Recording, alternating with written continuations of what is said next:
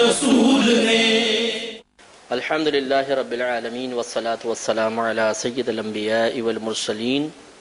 اما بعد فاعوذ باللہ من الشیطان الرجیم، بسم اللہ الرحمن الرحیم۔ الحمدللہ احکام القرآن کے سلسلے میں لیکچرز کا سلسلہ جاری ہے، اور جس ٹاپک پہ ابھی ہم کلام کر رہے ہیں وہ گواہی کا ٹاپک ہے کہ شریعت نے گواہی کے سلسلے میں خصوصاً اللہ تبارک و تعالیٰ نے قرآن عظیم میں گواہی کے سلسلے میں کیا کیا احکام ارشاد فرمائے، یہ اس وقت ہم فوکس کیے ہوئے ہیں اور اس پر ہماری گفتگو کا سلسلہ جاری ہے۔ تو جیسے کہ آپ کو بتایا تھا کہ عربی میں گواہی کو شہادت کہتے ہیں، اور اس کی دو قسمیں بنائی جاتی ہیں۔ ایک تحمل شہادت ہوتا ہے، یعنی گواہ بننا، جیسے نکاح کے اندر گواہ بنتے ہیں، اس میں گواہ کو کچھ بھی نہیں کرنا ہوتا، بس اس معاملے کو دیکھ کر اور اپنا یہ ایک موجودگی کو ثابت کرنا ہوتا ہے، جی میں موجود ہوں اور دیکھ رہا ہوں، بس یہ تحمل شہادت ہے۔ اور ایک ہوتا ہے ادائے شہادت، یعنی زبان سے باقاعدہ لفظ اشہدو کے ساتھ، یا یہ کہ میں گواہی دیتا ہوں، اس طرح اردو کے اندر انسان بول دیتا ہے، جو معاملہ اس نے دیکھا تھا اس کو بیان کر دینا، یہ ادائے شہادت کہلاتا ہے۔ تحمل شہادت کے لیے بھی بعض اوقات شریعت نے نصاب، کم از کم کا نصاب مقرر کیا ہے، جیسے نکاح کے اندر کم از کم 2 مرد یا 1 مرد اور 2 عورتیں گواہ بن جائیں، اور زیادہ کا کوئی نصاب مقرر نہیں ہوتا۔ اسی طرح ادائے شہادت کے سلسلے میں بھی کہ جب انسان گواہی دے گا تو وہاں پر جس طریقے سے جو گواہ تحمل کے وقت تھے وہ ادائیگی کے وقت بھی گواہی دیں گے۔ اس میں یہ ہو سکتا ہے کہ زیادہ لوگ بھی گواہی دے لیں، اس میں کوئی نہیں ہے انکار۔ جیسے مثال کے طور پہ ایک نکاح ہو رہا ہے، اس میں 2 شخص بطور گواہ، وہ تو ہم اپنے فارم بھرنے کے اعتبار سے مقرر کر لیتے ہیں، جی یہ شادی کے گواہ، لیکن جتنا مجمع کثیر وہاں کھڑا ہے جو اس معاملے کو دیکھ رہا ہے، وہ سب کے سب شرعاً گواہ ہیں۔ تو اب جب گواہی دینے کی باری آئی تو یقینی سی بات ہے کہ جتنے گواہ تحمل کے لیے ضروری تھے اتنے ادا کے لیے بھی ضروری ہوں گے۔ یہ نہیں ہو سکتا کہ جی اگر آپ نکاح کا ثبوت فراہم کرنا چاہتے ہیں اور کورٹ میں گواہ طلب کیے تو ایک گواہ کو لا کے کھڑا کر دیا، اس نے کہا جی میرے سامنے ہوا تھا، دوسرا آیا نہیں، تو دوسرے کو بھی پیش کرنا پڑے گا۔ تو اس طریقے سے ادائے شہادت کی بھی کم از کم پھر وہی نصاب بنے گا کہ جس معاملے میں ہم گواہی دے رہے ہیں اس کے لیے تحمل کی جو شرائط تھیں گواہی کے سلسلے میں، نصاب کے سلسلے میں، کم از کم مقدار کے سلسلے میں، وہی ادائے شہادت کے سلسلے میں بھی ہوگا، اور زیادہ کی کوئی قید نہیں۔ تو پچھلی مرتبہ جو پچھلے پروگرام میں ہمارا آخری جو آیت کریمہ چل رہی تھی، سورہ نور کی آیت نمبر 2 بیان کی تھی، اور اس میں اللہ تبارک و تعالیٰ نے غیر شادی شدہ مرد و عورت اگر کسی فعل کے مرتکب ہو جاتے ہیں تو اس کی سزا اللہ تعالیٰ نے 100 کوڑے بیان فرمائی تھی، اور اس کے آخر میں پھر اللہ نے فرمایا تھا کہ یعنی آخر میں ذکر ہوا کہ وَلْيَشْهَدْ عَذَابَهُمَا طَائِفَةٌ مِّنَ الْمُؤْمِنِينَ، اور چاہیے کہ گواہ بن جائیں ان دونوں کی سزا پر مومنین میں سے ایک گروہ۔ اس گروہ پہ ہماری گفتگو چل رہی تھی کہ گروہ سے مراد کیا ہے۔ ویسے تو طائفہ کا اطلاق کم از کم 3 افراد پر ہونا چاہیے، کم از کم ایک جماعت کو بولتے ہیں، اور جماعت کے اطلاق کم از کم 3 فرد پر ہوتا ہے۔ لیکن یہ ہوتا ہے کہ بعض اوقات عربی کے الفاظ جب استعمال کیے جاتے ہیں تو انہیں اصل معانی سے ہٹا کر استعمال کیا جا سکتا ہے، بشرطے کہ اس اصل معنی سے عدول پر کوئی قرینہ موجود ہو، کوئی دلیل، کوئی ثبوت، کوئی پروف، کوئی ظاہری علامت، کوئی نشانی موجود ہو، تو پھر آپ وہاں سے اس کو اصل معنی کو چھوڑ سکتے ہیں، اس سے ہٹ سکتے ہیں۔ تو یہاں پر طائفہ کے اصل معنی یعنی کم از کم 3 افراد سے عدول کی وجہ یہ ہے کہ شریعت نے اس معاملے میں نصاب کو باقاعدہ کوئی توجہ نہیں دی ہے، کوئی کہیں ایسا بیان نہیں آیا ہے، تو لہذا اس میں عموم رکھا گیا، اور یہ فقہاء کا معاملہ ہوتا ہے کہ یہ دیکھتے ہیں کہ مزاج شریعت اس معاملے میں کیا ہے، اس کے مطابق فیصلہ کیا جاتا ہے۔ تو افضل اور مستحب یہ ہوگا کہ ایک جمع غفیر اس معاملے کو دیکھے اور گواہ بنے، کیونکہ مقصود حدود کے قیام سے مقصود لوگوں کو نصیحت فراہم کرنا ہوتا ہے، ایک بڑے گناہ کی بیخ کنی کرنا، اس کی ترویج کو روکنا مقصود ہوتا ہے، اور اس کے لیے یقینی سی بات ہے کہ جتنے زیادہ سے زیادہ لوگ اس پر مطلع ہوں گے اتنا ہی زیادہ بڑا فائدہ حاصل ہوگا۔ اگرچہ ایک طرف یہ ضرور ہے کہ شریعت لوگوں کے گناہوں کو چھپانے کا حکم دیتی ہے، یہ اس وقت تک ہے جب تک کسی کو اس گناہ پر اطلاع نہیں تھی، خصوصاً جس پر حد جاری ہوتی ہے، لیکن جب اطلاع مل گئی اور اب قاضی نے حکم جاری کر دیا کہ جی اس کے اوپر حد جاری ہوگی، اس کے بعد اب شریعت کی ریکوائرمنٹ بدل جاتی ہے۔ اب ستر کا معاملہ نہیں ہے، اب پردہ رکھنے کا معاملہ نہیں ہوگا، اب افشا ہوگا، ظاہر کرو، اور جتنے زیادہ سے زیادہ لوگوں کے سامنے ظاہر کرو اتنا بہتر ہے، تاکہ ایک شخص کا نشان عبرت بن جانا سینکڑوں، ہزاروں، لاکھوں کے گناہوں سے بچنے کا سبب بن جائے۔ تو ایک شخص کی گویا کہ یہ آپ عزت کی قربانی کہہ لیں کہ اس نے اپنی شامت اعمال کی بنا پر اپنی عزت کو خطرے میں ڈالا تھا، تو اس ایک کی عزت کی قربانی ہزاروں کی عزت بچا لیتی ہے، کیونکہ ہزاروں لوگ گناہ سے بچتے ہیں اور اپنے آپ کو عزت پر، بے عزتی پر یا ذلت پر پیش کرنے سے محفوظ رہتے ہیں۔ تو یہ بالکل صحیح مزاج شریعت ہے، اور انشاءاللہ ہم جب حد حدود کے بیان میں آئیں گے تو حدوں کے جاری کرنے کے سلسلے میں جو اللہ تبارک و تعالیٰ کی عظیم حکمتیں ہیں ان پر بھی کلام ہوگا، اور جو آج کل کا ایک ماڈرن مائنڈ اس پر اعتراض کرتا ہوا نظر آتا ہے کہ جی یہ تو مذہب بڑا شدت پسند ہے، ہم ان سے بھی دائرہ ادب میں رہ کر کویسچنز کریں گے، اور ان کویسچنز کی روشنی میں جب وہ خود اپنے ذہن سے اس کا جواب طلب کریں گے تو زبان سے انشاءاللہ یہ ضرور جاری ہوگا کہ ہاں شریعت نے جو کچھ کہا وہ بالکل درست کہا ہے، ہمیں اس کی مخالفت نہیں کرنی چاہیے۔ تو اللہ تبارک و تعالیٰ نے اس میں گواہی کے سلسلے میں گویا کہ یہ ارشاد فرمایا کہ مسلمانوں کا ایک گروہ بطور گواہ ضرور آئے، اور ہم نے آپ کو بتایا کہ فقہا نے اس پر کلام فرمایا، اور یہ کوئی بعد کے فقہا نہیں ہے بلکہ تابعین کے اقوال اس میں ملتے ہیں کہ ایک بھی کافی ہے، دو بعض نے قول کہا، بعض نے تین، بعض نے کم از کم چار کہا کہ زنا کے باب میں گواہی کا نصاب کم از کم 4 ہوتا ہے تو 4 ہونے چاہیے، اور بعض نے کہا کہ ایک جمع غفیر ہو تو بہت بہتر ہے۔ اگلی آیت کی طرف آتے ہیں، اور یہ آیت ہم پہلے بیان کر چکے ہیں جب ہمارا نکاح کا باب چل رہا تھا، تو آپ کو یاد ہوگا کہ اس میں لعان کا ایک مسئلہ آیا تھا۔ لعان کا مطلب یہ ہوتا ہے کہ اگر عام آدمی کسی اجنبی آدمی ہے، اجنبی عورت کو زنا کی تہمت لگائے تو اس میں پھر الگ معاملات ہوتے ہیں، گواہی کا نصاب علیحدہ ہوتا ہے اور دیگر معاملات علیحدہ ہوتے ہیں، اور طریقہ کار اس کا علیحدہ ہے، اس کے پروف کا، یا اگر پروف نہیں ہو سکا تو کیا سزا ہے، وہ انشاءاللہ آگے بھی بیان کرتے ہیں۔ لیکن اگر شوہر بیوی کے اوپر زنا کی تہمت لگا دیتا ہے تو اولاً وہی گواہ طلب کیے جائیں گے، اور گواہ پیش نہ ہو سکے تو لعان کی صورت آتی ہے، اور لعان کا مطلب یہ ہوتا ہے کہ قاضی ان دونوں میاں بیوی کو اپنے سامنے کھڑا کرتا ہے، اور مرد 4 مرتبہ پہلے یہ کہتا ہے، گواہی دیتا ہے کہ میں گواہی دیتا ہوں کہ میں اپنے معاملے میں سچا ہوں، اور 5ویں مرتبہ کہتا ہے کہ اگر میں اس معاملے میں جھوٹ بولوں تو مجھ پر اللہ تعالیٰ کی لعنت ہو۔ پھر عورت 4 مرتبہ گواہی دیتی ہے اس بات پر کہ یہ شخص اپنے قول میں جھوٹا ہے، اور 5ویں مرتبہ کہتی ہے کہ اگر یہ اپنے قول میں سچا ہو تو مجھ پہ اللہ کا غضب نازل ہو جائے۔ گویا کہ جب دونوں انکار کر رہے ہوں، یعنی شوہر مصر ہو کہ نہیں اس نے واقعی ایسا کیا ہے، اور عورت مصر ہو کہ نہیں غلط معاملہ کر رہا ہے، غلط الزام لگا رہا ہے، تو پھر لعان ہوتا ہے، اور پھر اس میں گواہی ادا کی جاتی ہے۔ لیکن یہ گواہی ادا کرنا کسی دوسرے کے واقعے کو بیان نہیں کرنا ہوتا، بلکہ اپنے جو اس کا خیال ہے، اس کا اپنا ذہن ہے، وہ جو اس کے ذہن میں ما فی الضمیر میں چیز موجود ہے جس کو وہ حق اور سچ سمجھتا ہے، اس پر وہ خود گواہ بنتا ہے۔ تو یہ بھی گویا کہ گواہی کا ایک انداز تھا جو شریعت نے بیان کیا۔ تو اس لیے دوبارہ ہم نے اس آیت کو صرف اس لیے کہ گواہی کا بیان چل رہا ہے تو یہ بھی صورت گواہی کی ایک سامنے آ جائے، میں نے اس کو دوبارہ منتخب کیا۔ سورہ نور کی آیت نمبر 6 سے 9 میں اس کا بیان ہے۔ اللہ تعالیٰ ارشاد فرماتا ہے کہ والذین یرمون ازواجہم، اور وہ لوگ جو زنا کی تہمت لگا دیتے ہیں اپنی بیویوں پر، ولم یکن لہم شہداء، اس حال میں کہ نہیں ہوتے ان کے پاس کوئی گواہ، الا انفسہم، مگر خود ان کی ذاتیں، گواہ بالکل نہیں، بس اپنی ذاتی گواہی کے لیے ہے۔ تو اللہ تعالیٰ نے فرمایا فشہادۃ احدہم 4 شہادات باللہ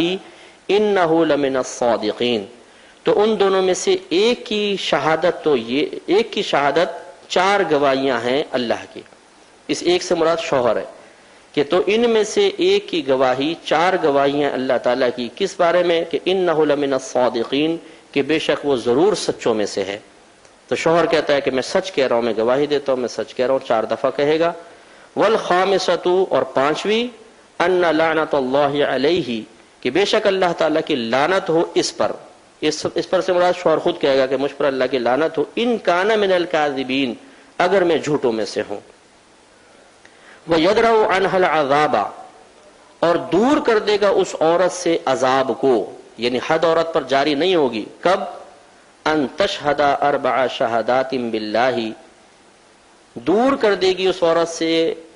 حد کو. کون سی چیز؟ یہ کہ وہ گواہی دے 4 گواہیاں اللہ تعالیٰ کی. کس بات پر؟ انہ لمن الکاذبین، کہ بے شک یہ شوہر ضرور جھوٹوں میں سے ہے. والخامسۃ، اور 5ویں گواہی یہ کہ ان غضب اللہ علیہا، کہ بے شک اللہ کا غضب ہو اس عورت پر. یعنی عورت خود کہے کہ مجھ پر اللہ کا غضب ہوگا. ان کان من الصادقین، اگر یہ میرا شوہر سچوں میں سے ہو. تو یہاں پر بھی دیکھیں چونکہ گواہی کا تذکرہ آیا تو یہ گواہی کی ایک اور صورت ہمارے سامنے شریعت پیش کرتی ہے. گواہی کا ایک اور تصور پیش کرتی ہے کہ شوہر اور بیوی کے چونکہ معاملات بہت زیادہ نازک ہیں، اس لیے ان میں ایک نئی شکل کو، گواہی کی شکل کو پیش کیا گیا کہ پہلے وہی گواہی کا زنا کا جو نصاب ہے، جو آگے بھی آیت آ رہی میں اس میں اور مزید عرض کروں گا کہ کم از کم 4 گواہ اس میں ہونے چاہیے. شوہر سے کہا جائے گا کہ آپ بیوی کو اگر سمجھتے ہیں کہ وہ ایسی ہے تو آپ 4 گواہ پیش کریں، لازم ہے. اور اگر وہ 4 گواہ پیش نہیں کر سکتا، عورت مطالبہ کرتی ہے قاضی سے کہ جی میرے شوہر نے جھوٹی تہمت لگائی ہے اور یہ گواہ پیش نہیں کر سکا، تو پھر قاضی ان کو پیشکش کرے گا کہ پھر آپ لیان کر لیں. لیان کا مطلب باہم ایک دوسرے پر لعنت کرنا. چونکہ شوہر کی طرف سے لعنت کے الفاظ ہیں، بیوی کی طرف سے غضب کے الفاظ ہیں، اور شوہر یعنی مرد عورت پر غالب ہوتا ہے، اس لیے اس معاملے کو لیان کہہ دیا گیا، کیونکہ شوہر لعنت کے الفاظ ذکر کرتا ہے. اگرچہ بیوی غضب کے الفاظ ذکر کرتی ہے، وہ جواب میں لعنت نہیں کر رہی، غضب کر رہی ہے. اور لیان کا معنی ہوتا ہے باہم ایک دوسرے پہ لعنت کرنا. تو باہم ایک دوسرے پہ لعنت تو نہیں ہے، ادھر سے لعنت ادھر سے غضب ہے. غضب کے اللہ تعالیٰ کی طرف سے مطلب اللہ تعالیٰ کی بارگاہ میں عرض کرنا ہے. لیکن اس کو لیان اس لیے کہہ دیا جاتا ہے کہ شوہر کی طرف سے لعنت ہے، اور چونکہ شوہر عموماً غالب ہوتا ہے تو اغلب معاملے کو موضوع بنا کر ذکر کر دیا، عنوان بنا کر ذکر کر دیا کہ جی یہ لیان ہے. تو بہرحال اس میں ایک گواہی کی صورت اور سامنے آئی کہ اپنے آپ پر، اگر کوئی اور گواہ نہیں ہے تو خود پھر شوہر اپنے آپ پر گواہ ہوگا، اور بیوی خود اپنے آپ پر گواہی دے گی کہ اپنا معاملہ انسان خود جانتا ہے. اب سچ بول رہے ہیں تو ٹھیک، جھوٹ بول رہے ہیں تو میدان محشر میں اللہ تبارک و تعالیٰ ان کی گریب فرمائے گا. کیونکہ یقینی سی بات ہے کہ جب ایک شخص اقرار کر رہا ہے، دوسرا انکار کر رہا ہے، تو ایک سچا ہوگا اور دوسرا ضرور جھوٹا ہوگا. یہ بھی ہو سکتا ہے کہ غلط فہمی ہو،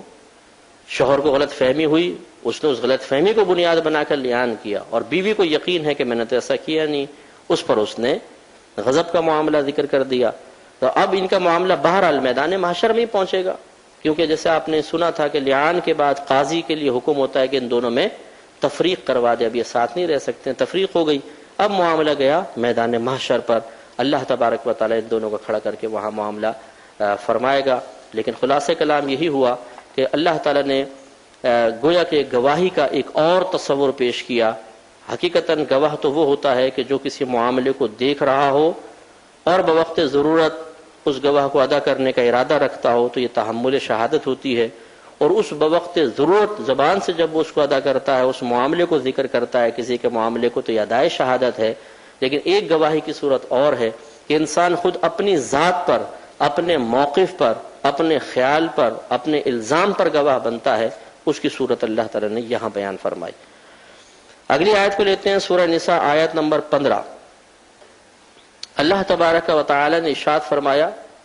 کہ واللائی یأتین الفاحشۃ من نسائکم، اور وہ عورتیں جو لاتی ہیں بے حیائی کو تمہاری عورتوں میں سے،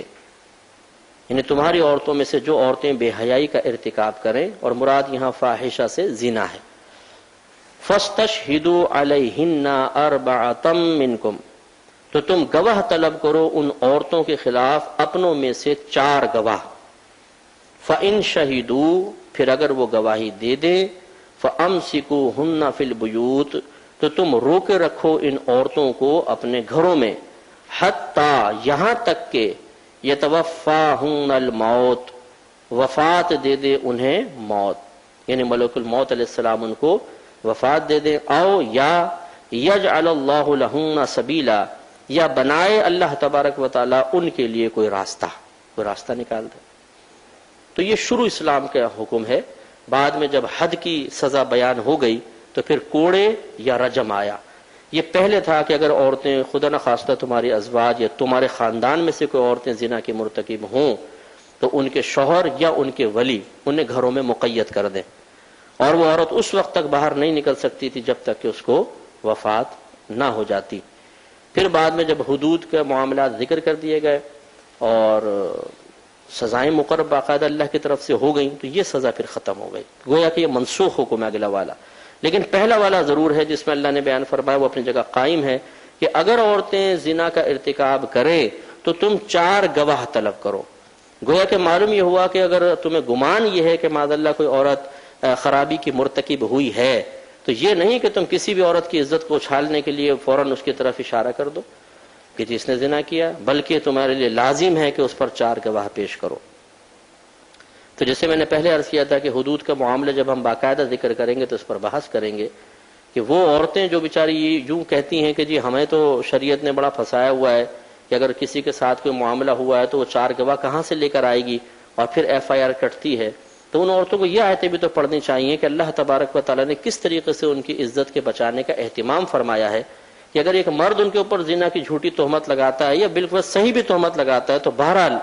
اگر جھوٹی تہمت لگاتا ہے تو عورت کی عزت کو بحال رکھنے کے 4 گواہوں کی کنڈیشن، 4 گواہ لے کر آؤ۔ شوہر کو مجبور کیا، اور اگر وہ صحیح کہہ رہا ہے تو اللہ تعالیٰ نے عورت کا پردہ رکھ لیا کہ اس کے پردے کو ظاہر نہ ہونے دیا جائے جب تک شوہر 4 گواہ لے کر نہ آئے، نہیں لا سکتا تو اللہ تعالیٰ نے عورت کا پردہ رکھ لیا۔ تو یہ کتنی اللہ تعالیٰ کی امداد ہے، اللہ تعالیٰ کی طرف سے یہ چیزیں نظر نہیں آتی۔ اور اپنے جب بس اپنا ذہن جو کہہ رہا ہے، اپنی عقل جو کہہ رہی ہے، اس کو بنیاد بنا کر شریعت کو ٹارگٹ بنانا، اللہ تعالیٰ کے احکام کو معمولی، حقیر اور معاذ اللہ آج کل کے ماحول کے اعتبار سے ناقابل عمل قرار دے کر، ناقابل نفاذ قرار دینے کی کوشش، یہ مطلب ہر ایک کی جاری و ساری ہے۔ انہیں ناقابل عمل قرار دے کر ان کو لوگوں کی نگاہوں سے ان کی اہمیت نکالنے کی مغرور کوشش یہ عموماً جاری و ساری رہتی ہے، ایسا ہرگز نہیں ہونا چاہیے۔ تو معلوم یہ ہوا، اس سے یہ خلاصہ کلام یہ نکلا کہ زنا کے جو گواہی کا نصاب ہے، کم از کم زنا کے ثبوت کی گواہی کا نصاب وہ 4 گواہ ہیں، 4 مقرر کر دیے گئے۔ اور اس میں حکمت کیا ہے دیکھیے، حضرت عمر بن خطاب رضی اللہ تعالی عنہ فرمایا کرتے تھے کہ اللہ تبارک و تعالی نے جو 4 گواہ مقرر کیے ہیں، یہ تفسیر خازن کے حوالے سے میں قول نقل کر رہا ہوں، اسی آیت کے تحت ہے کہ حضرت عمر فاروق رضی اللہ تعالیٰ عنہ فرماتے ہیں کہ اللہ تبارک و تعالیٰ نے جو 4 گواہ مقرر کیے ہیں، یہ اس لیے نہیں کہ اللہ تعالیٰ کوئی معاذ اللہ فحاشی کو عام کرنا چاہتا ہے کہ اس فحاشی پہ 4 آدمی مطلع ہوں،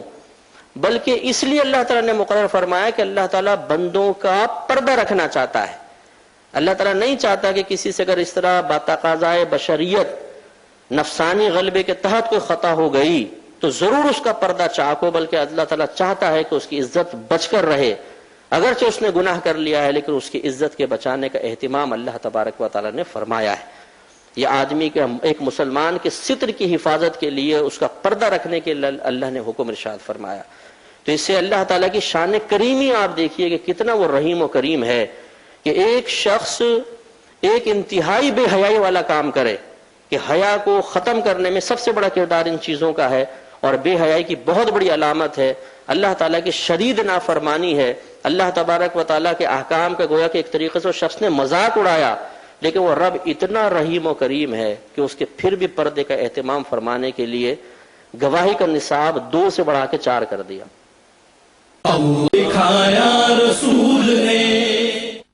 تو اللہ تعالیٰ نے 2 کا نصاب بھی مقرر فرماتا تو 2 آدمی بھی اس معاملے پر مطلع ہونا ان کے لیے مشکل، 4 کا نصاب رکھا، تو یہ اللہ تبارک و تعالیٰ کا کتنا کرم ہے۔ تو کیا معاذ اللہ اللہ تعالیٰ کوئی ظالم ہے؟ کوئی اللہ تعالیٰ سختی کر کے لوگوں کی زندگیوں کو تنگ کرنا چاہتا ہے؟ نہیں، بلکہ اللہ تبارک و تعالیٰ تو لوگوں کا پردہ رکھنا چاہتا ہے، وہ تو بڑا رحیم ہے، کریم ہے۔ اس کا مطلب یہ ہوا کہ سزا اسی کو ملے گی جس نے حیا کا پردہ بالکل ہی چاک کر دیا، کہ اس نے ایک تو گناہ کا ارتکاب کیا، یہ بے حیائی، اور اتنے لوگوں کے سامنے کر دیا کہ اب اس نے خود اپنے شامت اعمال کی بنا پر اپنے آپ کو مستحق سزا بنا کے خود اپنا پردہ چاک کیا، اور جب اس نے پردہ چاک کر کے اتنے کثیر لوگوں کے سامنے زنا کیا تو پھر اللہ تبارک و تعالی نے سزا مقرر فرمائی۔ تو گویا کہ سزا تو اس شخص کے لیے ہے کہ جو اتنا، جس نے دوہری بے حیائی کی ہے، کہ ایک تو گناہ اور پھر اس کے بعد اعلانیہ ایسا گناہ کہ کم از کم 4 آدمی اس پہ مطلع ہو گئے، ایسے غیر محفوظ مقام پر وہ بیٹھا اور اس نے گناہ کیا کہ لوگ اس پر مطلع ہو گئے، تو بتائیے کس کا قصور ہے؟ کہ اللہ تعالیٰ کا سزا مقرر کرنے کا قصور ہے؟ یہ اس شخص کا ہے کہ اس نے دوہری بے حیائی کی، تو دوہری بے حیائی والے کو سزا تو ملنی چاہیے۔ معلوم ہوا کہ اسلام کی سزاؤں میں تشدد کا پہلو نہیں ہے، بلکہ اس شخص کے بے حیائی کے ارتکاب کرنے کے سلسلے میں اس شخص کی خود شامت اعمال اور غیر حکیمانہ حرکتوں کا دخل ہے کہ اس کے لیے ایسی سزا مقرر یقیناً ہونی چاہیے تھی، ورنہ جو اتنا بے حیا شخص ہو جائے گا تو لازم بات ہے کہ پورے معاشرے کے بگاڑ کا سبب بنے گا۔ تو بہرحال اس پہ ہم نے کلام کیا۔ اب دیکھیے کہ جو مردوں کی گواہی ہے کہ اس باب میں عورتوں کی گواہی کو معتبر نہیں مانا گیا، صرف مردوں کی، وہ خود آیت ہمیں بتا رہی ہے۔ اللہ تعالیٰ نے فرمایا کہ فَاسْتَشْهِدُوا عَلَيْهِنَّ أَرْبَعَةً مِّنْكُمْ، کہ پھر تم گواہ طلب کرو ان عورتوں کے خلاف اپنوں میں سے 4۔ یہ تو مطلق ہو سکتا ہے، عورت بھی ہو سکتے مرد، لیکن فَإِن شَهِدُوا، پھر اگر وہ گواہی دیں۔ اللہ تعالیٰ نے جمع مذکر غائب کا صیغہ استعمال کیا۔ اب پہلی بات پہلے ہم اس پہ کلام کر لیں کہ جمع مذکر غائب کا صیغہ ہے شہیدو، تو اس کا مطلب ہے 4 مذکر گواہ چاہیے۔ لیکن اس میں یہ احتمال ضرور ہو سکتا ہے کہ قرآن پاک میں جتنے بھی احکام بیان ہوئے 99.99% اس کے مخاطب مرد ہی رہے، لیکن مغلوب طور پر یا تغلیباً ان کا ذکر ہے عورتیں بھی اس کے تحت داخل ہیں۔ جیسے اللہ نے فرمایا اقیموا الصلاۃ وآتوا الزکاۃ، اقیموا جمع مذکر حاضر، آتو جمع مذکر حاضر۔ تو اگر ہم صرف صیغوں کے تذکیر و تانیث کا اعتبار کر کے احکام کا تعین کریں یا ان احکام کے مصداقات یا مکلفین کا تعین کرنا چاہیں تو سب جگہ حکم کا مصداق کون بنے گا یا ان کا مکلف کون بنے گا؟ مرد۔ تو پھر نمازیں مردوں پہ فرض ہونے چاہیے، عورتوں پہ نہیں، روزے مردوں پہ فرض ہونے چاہیے، عورتوں پہ نہیں۔ تو وہاں پر بھی تو ہم نے عورت کا اعتبار کیا، تو یہاں پر بھی ہو جانا چاہیے۔ لیکن یہاں پر جو مردوں کے معاملے کو تائید حاصل ہوئی وہ پھر احادیث کے ذریعے ہوئی، وہ صحابہ کرام کے حدود کے نفاذ کے معاملات کو پڑھنے کے بعد ہوئی کہ جہاں پر بھی گواہ طلب کیے گئے صرف مردوں کو بلایا گیا۔ اس باب میں عورتوں کی گواہی کو معتبر نہیں مانا گیا۔ نبی کریم کے فیصلے ایسے ہی رہے، حدود کا اجرا جہاں پر بھی ہوا تو اسی معاملے کے تحت ہوا۔ لیکن یہ میں آپ کو عرض کر دوں کہ یہ طلب ایک الگ چیز ہوتی ہے، لیکن حقیقتاً کبھی بھی کوئی حد گواہوں سے ثابت نہیں ہوئی ہے۔ تاریخ اٹھا کے آپ پڑھیں گے، اگر کہیں حد کا اجرا ہوا ہے تو صرف فاعل کے اپنے اقرار کے ذریعے ہوا ہے کہ اس نے آ کے خود اقرار کیا جی مجھ سے خطا ہو گئی تو کر لیا گیا، یا ورنہ پھر مطلب نبی کریم صلی اللہ علیہ وسلم کی میں بات عرض کر رہا ہوں کہ سرکار صلی اللہ علیہ وسلم کے سامنے کبھی ایسا نہیں ہوا کہ گواہوں نے گواہی آ کر دی ہو کہ رسول اللہ ایسا ہوا ہے اور سرکار نے ان گواہوں کی گواہی کی روشنی میں ایسا سزا مقرر کی ہو۔ ہمیشہ اقرار ہوا۔ ہاں بعد کی صورتحال علیحدہ ہے کہ دوسروں کے معاملات میں ایسا ہوا ہو، بعد کی تو کچھ گنجائش نکل سکتی ہے، لیکن نبی کریم صلی اللہ علیہ وسلم کے سامنے جو سزائیں جو کا نفاذ ہوا ہے وہ اقرار کے جواب کے اندر ہوا ہے۔ تو بہرحال اللہ تعالیٰ نے یہاں پر جو فقہا نے پھر یہ نتائج مرتب کیے کہ ہر دفعہ جب طلب کیا گیا کہیں پر تو پھر 4 مردوں کو یہ طلب کیا گیا، عورتوں کو طلب نہیں کیا گیا، تو اس کا مطلب یہ ہوا کہ زنا کے باب میں مردوں کی گواہی کا ہی اعتبار کیا جائے گا۔ اور اس میں بھی تھوڑا سا اگر آپ غور کریں کہ عورتوں کا کسی قاضی کے سامنے اس قسم کے معاملے کا ذکر کرنا ویسی ان کے حیا کے منافی چیز تھی، تو اس لیے مکلف مردوں کو ہی رکھا گیا، عورتوں کو نہیں۔ ایک آیت اور لیتے ہیں، سورہ نور کی آیت نمبر 4 ہے۔ اللہ تبارک و تعالیٰ نے اس میں بھی گواہی کا ذکر فرمایا، اس لیے ہم اس کو بھی لیتے ہیں کہ والذین یرمون المحصنات، اور وہ لوگ جو زنا کی تہمت لگاتے ہیں پاکیزہ عورتوں کو۔ پاکیزہ عورتیں یعنی جو بیچاری قصوروار نہیں ہیں، بے گناہ۔ ثم لم یأتوا بأربعۃ شہداء، پھر وہ نہیں لا سکیں 4 گواہوں کو، فجلدوہم 80 جلدۃ، تو تم انہیں 80 کوڑے لگاؤ، ولا تقبلوا لہم شہادۃ ابدا، اور تم کبھی بھی ان کی گواہی قبول نہ کرو، وَأُولَٰئِكَ هُمُ الْفَاسِقُونَ، اور یہی لوگ گناہ کبیرہ کے مرتکب ہیں۔ عموماً فسق کا لفظ جب غیر مسلم کے لیے استعمال ہوگا تو کفر کے معنی دیتا ہے، اور مسلمان کے لیے جب فسق کا لفظ استعمال ہوگا تو گناہ کبیرہ کے معنی میں آتا ہے۔ تو اور وہ لوگ جو زنا کی تہمت لگاتے ہیں پاکیزہ عورتوں کو، تو ایک تو ہم نے معاملہ عرض کیا کہ میاں بیوی کا آپس کا معاملہ ہو تو اس میں پھر گواہ نہ ہو تو لعان ہے، لیکن جب عام عورتوں کو یعنی بیوی کے علاوہ کسی اجنبیہ کو زنا کی تہمت لگا دی جائے گی، چاہے عورت کو لگائے چاہے مرد کسی عورت کو لگائے، تو پھر معاملہ یہ ہوگا کہ سب سے پہلے قاضی زنا کی تہمت لگانے والے سے 4 گواہ طلب کرے گا۔ معلوم ہوا کہ زنا کے گواہ کتنے ہیں؟ 4، اس کا نصاب 4 ہے۔ وہ بولے گا لائیے جی صاحب 4 مرد پیش کیجئے جنہوں نے اس معاملے کو بعینی اپنی آنکھوں سے دیکھا ہو۔ اگر وہ پیش کر دے تو ٹھیک ہے، پھر ثابت ہو جائے گا۔ جھوٹے پیش کر دیے تو بہرحال جرح ہوگی، جرح کرنے کے بعد قاضی اگر اس فیصلے پہ پہنچتا ہے کہ صحیح گواہی دے رہے ہیں تو ٹھیک ہے، پھر نفاذ ہو جائے گا۔ لیکن اگر وہ 4 گواہ پیش نہ کر سکیں تو پھر فرمایا کہ ان کو 80 کوڑے لگاؤ، گویا کہ وہ اپنے اس زنا کی تہمت میں جھوٹے ثابت ہو گئے۔ اب یہاں 2 صورتیں ہو سکتی ہیں کہ واقعی وہ سچ کہہ رہے تھے، لیکن شریعت تو ظاہر کا اعتبار کرتی ہے، باطن کا نہیں۔ اگر تم سچ کہہ رہے ہو تو گواہ لے کر آؤ۔ گویا کہ یہاں پر بھی آپ دیکھیے کہ مزاج شرع کیا ہے؟ مسلمان کا پردہ رکھنا۔ اور یہ چیز سیکھنا کتنی ضروری ہوئی کہ اگر ایک آدمی نے واقعی زنا دیکھا ہے تو شریعت نے اس کو پہلے یہ قرآن میں مقرر کر دیا، سمجھا دیا کہ تمہیں اگر یہ کسی پہ الزام لگانا ہے یا حقیقت بھی بیان کرنی ہے، 4 گواہ کا اہتمام رکھو۔ اگر تمہارے پاس 4 گواہ نہیں تو تم پر لازم ہے کہ مسلمان بھائی کا پردہ رکھ لو، بس یہ تمہیں شریعت بتاتی ہے۔ گویا کہ پردہ رکھنا ہی مقصود رب ہے، ورنہ تو اللہ تعالیٰ یہ بھی کر دیتا کہ اگر گواہ نہیں ہے تو وہ قسم کھا لے گا تو اس کی گواہی معتبر ہو جائے گی۔ اگر واقعی سزا دینا ہی اللہ تعالیٰ کی طرف سے مقصود ہوتا تو اللہ تعالیٰ کی طرف سے جو ہمیں مطلب اللہ کی عادت الہیہ جاری نظر آتی ہے، یا اللہ تبارک و تعالیٰ کے اس قسم کے احکام کے سلسلے میں سخت گواہی کا نصاب مقرر کرنے کی جو حکمت نظر آتی ہے وہ یہی ہے کہ اللہ تعالیٰ اپنے بندوں کے پردہ ڈھکنا چاہتا ہے۔ سزا دلوانا اس کو مقصود نہیں ہے، کیونکہ سزا دلوانے سے اس کو کیا فائدہ؟ ہاں یہ ہے کہ اگر کوئی خود ہی بے حیائی کا برقع اوڑھ لے تو پھر ٹھیک ہے، عبرت کے لیے اللہ تعالیٰ نے مقرر فرمایا، حدود مقرر فرمائی، لیکن پہلی جو اللہ تبارک و تعالیٰ کی پسند کہہ لیجئے یا اللہ کا مختار جو چیز ہے، پسندیدہ شے ہے، وہ مسلمان بھائی کا پردہ رکھنا ہے۔ اور جب کوئی شخص اس پردے کو نہ رکھے، کیونکہ یا تو گواہ پیش کر دے چلو، لیکن اگر اس کو گواہ پیش نہ کر سکے تو گویا کہ ایک ضمنی حکم یہ تھا کہ اب تمہیں پردہ رکھنا ہے، لیکن اس نے وہ پردہ نہ رکھا، ذکر کر دیا، تو اب اسی شخص کو قابل گرفت قرار دیا کہ تم نے اللہ کی حکمت کو ضائع کیوں کیا۔ اللہ تعالیٰ تو یہ چاہتا تھا کہ یا تو گواہ کے ذریعے تم پیش کرو، کیونکہ اب جب گواہ پیش کر دو گے تو وہ شخص یقیناً اس قابل ہے کہ اس کو سزا ملے، اس لیے کہ اس نے دوہری بے حیائی کی ہے۔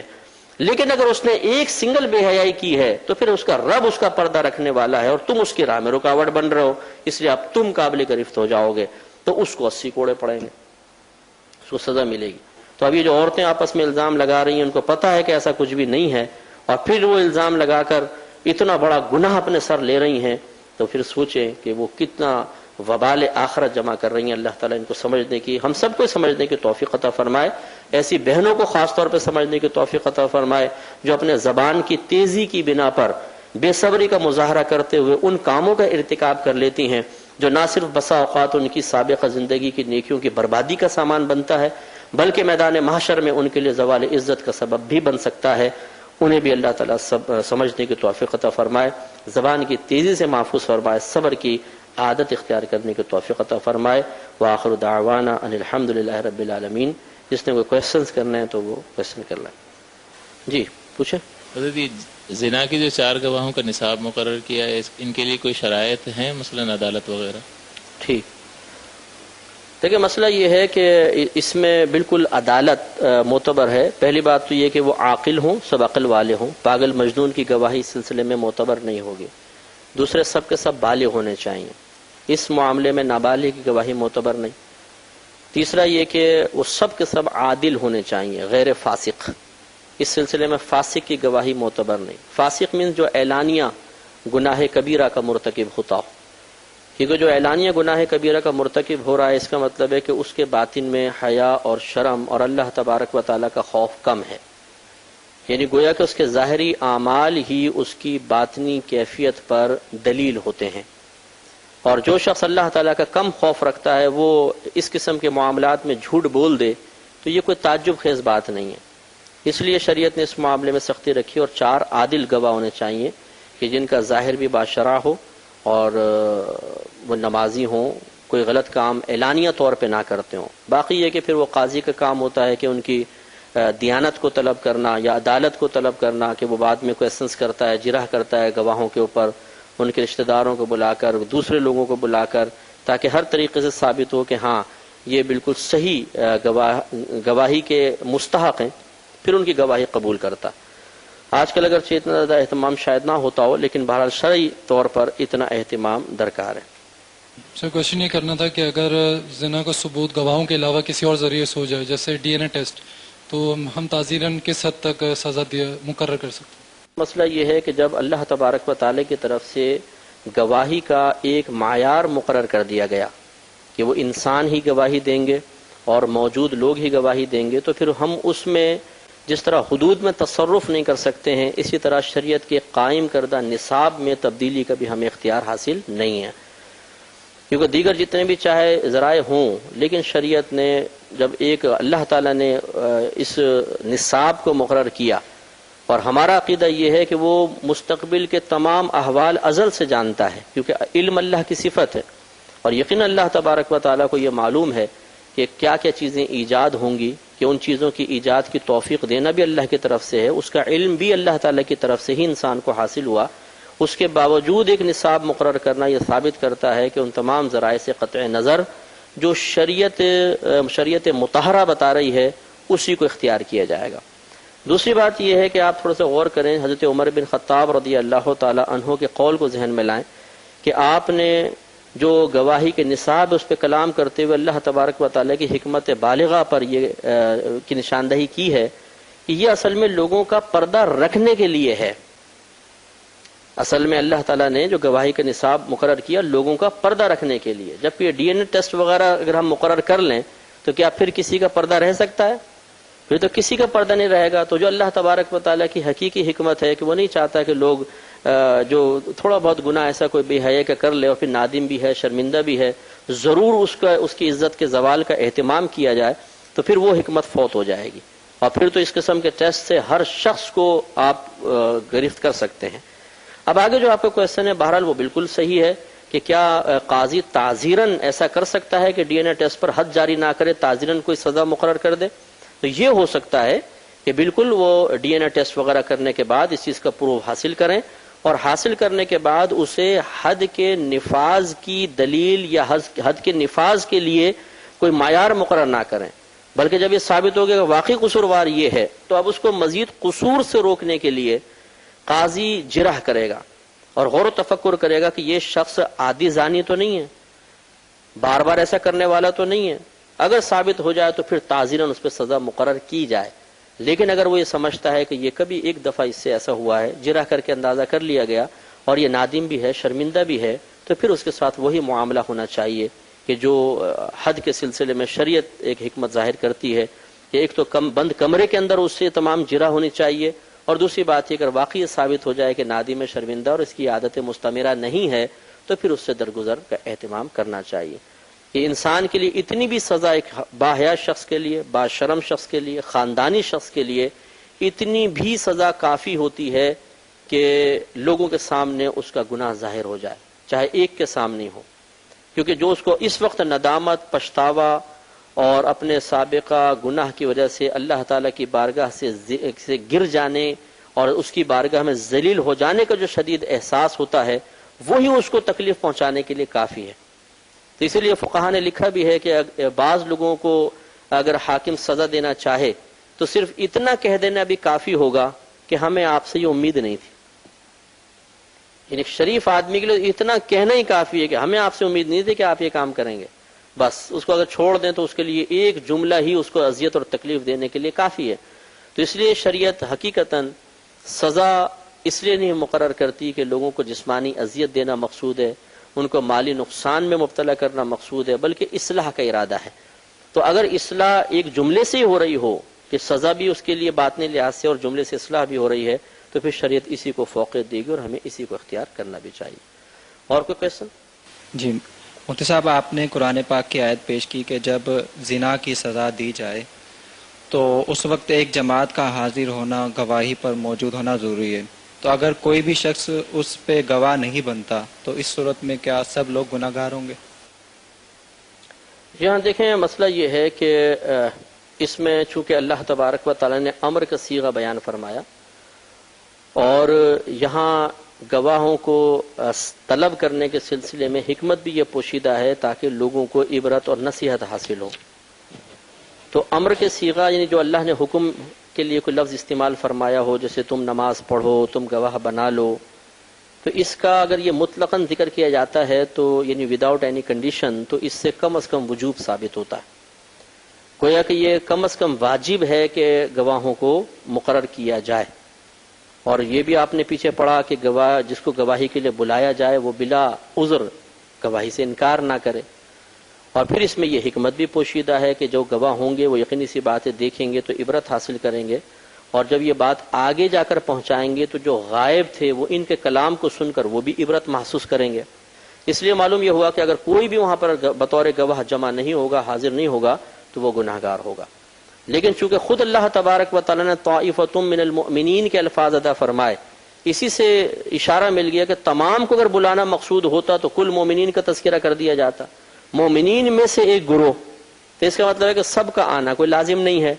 اس کا مطلب یہ ہوا کہ اگر کچھ لوگ بھی آ جائیں تو حکم پر عمل ہو جائے گا، کیونکہ سب کو بلانا تو خود مقصود الہی نہیں ہے. تو پھر وہی نتیجہ نکلا کہ اگر ایک شخص بھی تمام لوگوں کی طرف سے آ کر بطور نمائندہ آپ کہہ لیں وہ گواہ بن جاتا ہے تو سب کی طرف سے وہاں پر موجودگی کا مطالبہ ساقط ہو جائے گا، کوئی گناہ گار نہیں ہوگا. اور اگر کوئی بھی نہیں آیا تو گویا کہ سب کے سب اللہ تبارک و تعالیٰ کے اس حکم کے خلاف عمل کرنے والے ہوئے. اس صورت میں وہ لوگ گناہ گار قرار پائیں گے. ابھی ہمارا گواہی کا موضوع چل رہا ہے، انشاءاللہ نیکسٹ لیکچر بھی اسی کے بارے میں ہوگا. اللہ تبارک و تعالیٰ اس سے بھی سننے، سمجھنے اور دوسروں تک بعینی ہی پہنچانے کی توفیق عطا فرمائے. آمین. وآخر دعوانا ان الحمدللہ رب العالمین.